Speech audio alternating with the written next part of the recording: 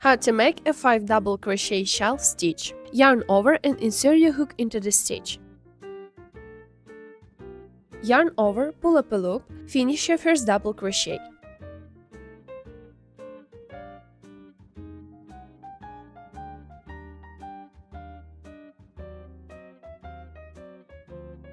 Now repeat the same steps for the next 4 double crochets.